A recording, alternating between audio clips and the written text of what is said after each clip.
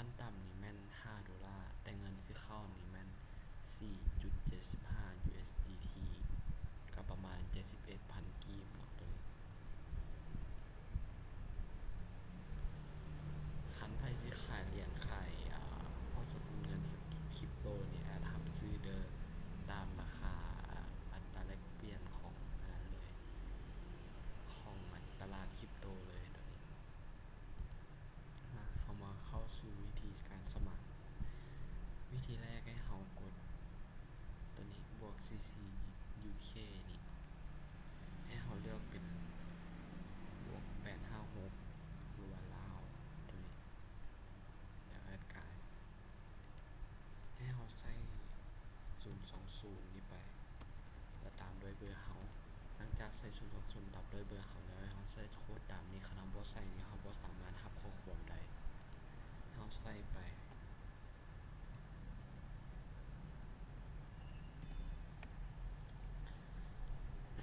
หลังจากเฮาใส่แล้วให้เฮากดรับข้อความได้เลย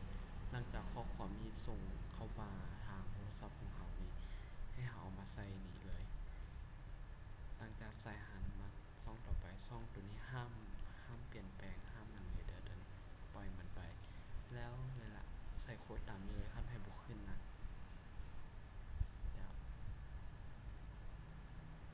แล้วตัวนี้นี่รหัสผ่านหรือว่าพาสเวิร์ดนี่ให้ใส่เป็นภาษาอังกฤษพิมพ์ใหญ่แล้วตามด้วยพิมพ์น้อยแล้วก็ตัวเลขไปเลยใส่ตามใจเฮารหัสผ่านล็อกอินของแอป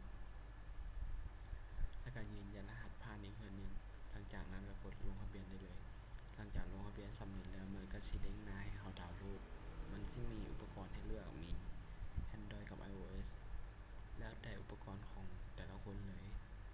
ใช้รุ่นใดนะหลังจากที่เฮานั้นแล้วมันบอกให้เฮาหลังจากมันก็สิให้เฮาดาวน์โหลดหลังจากดาวน์โหลดติดตั้งแล้วลงเครื่องแล้วให้เฮามาเปลี่ยนทุนนี้เป็นลาวแล้วก็ตามด้วยเบอร์ที่เฮาหากสมัครไปแล้วก็ตามด้วยรหัสของเฮาหลังจากเฮาใส่ครบได้เฮากดล็อกอินได้เลย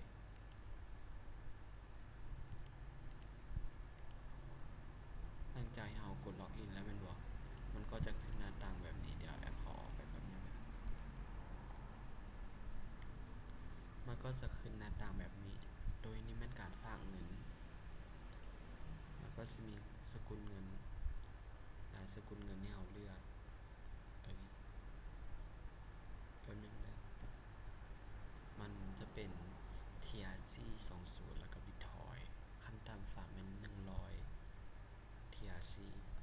หรือว่า1ล้านไปตัวนี้แม่นคู่มือ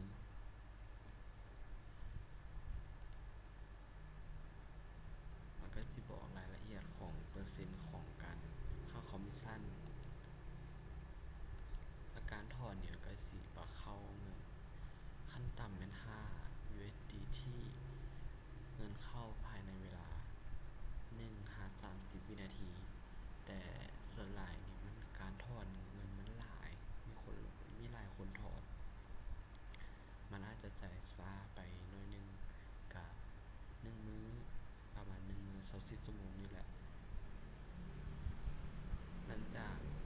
นั้นแล้วเฮามาเบิ่งต่อไปเลย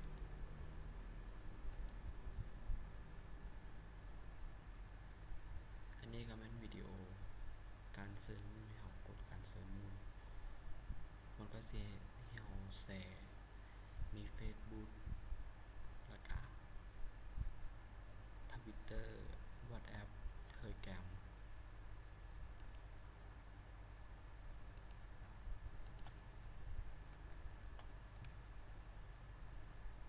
แล้วตัวนี้แม่นรหัสเสริญให้เอาตัวนี้ไปใส่ได้เลยคันกดลิงก์เข้ามาคันบ่เห็นให้เอากรอกตัวนี้ใส่เลยและตัวนี้แม่นลิงก์เสริญของเฮานี่ให้เฮากดคัดลอก Copy ไปแล้วไปเสริญหมู่ได้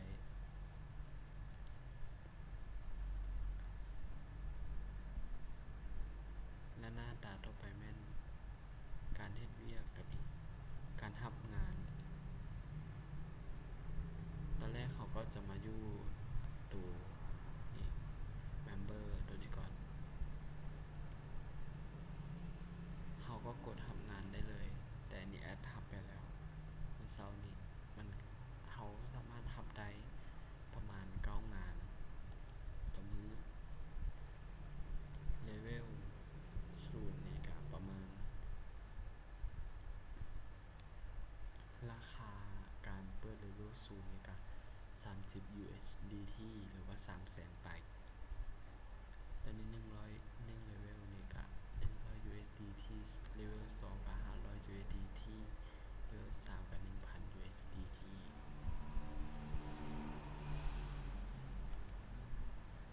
ตัวนี้แม่นการเฮ็ดเวียกการแก้เวียกแบบเวลาเฮารับเวียกออกมาแล้วแม่นบ่ให้เฮากดแก้เวียกตอนแรก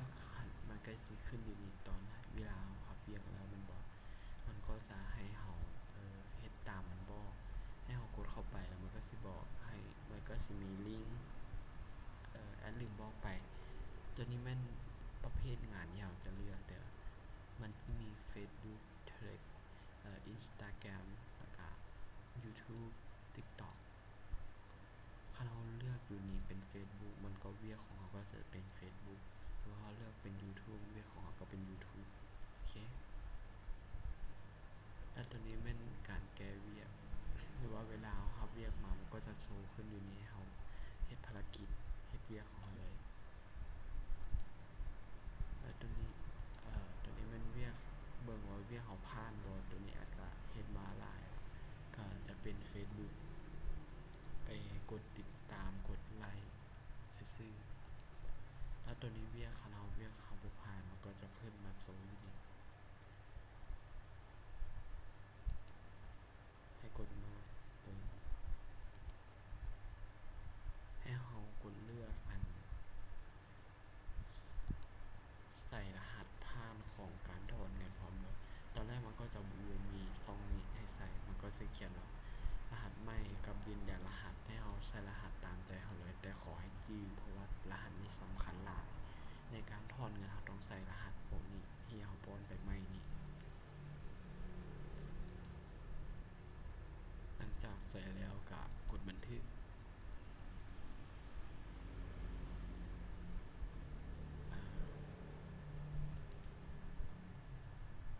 แล้วตัวนี้มันประวัติการหักเงินของเฮาตัวเนี้ยประวัติการหักเงินของเฮาแล้วเวลาสิถอนให้เฮากดมาตัวนี้เลยมันสิมีลูกศรอยู่นี่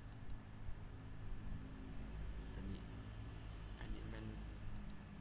การถอนเงินอันนี้อาจก็ถอนไปแล้วก็มันก็ขึ้นเสร็จสิ้น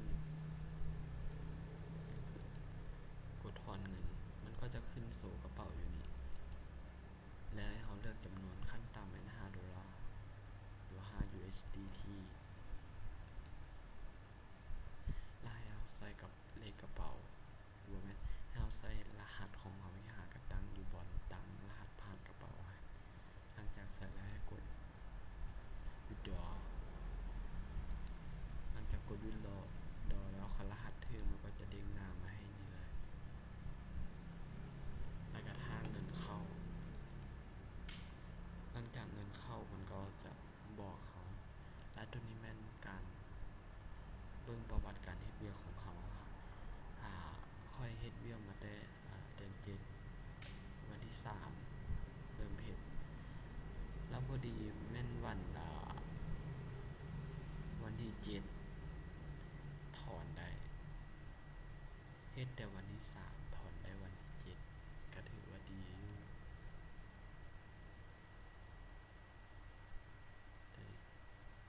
ตอนนี้ก็แม่นรายได้เดือนมันก็สิสะสมให้เฮาเบิ่งซื่อๆแต่เฮาบ่สามารถถอนได้ค่ะบ่มีหยังหลายก็ขอตัวลาไปก่อนขอบใจ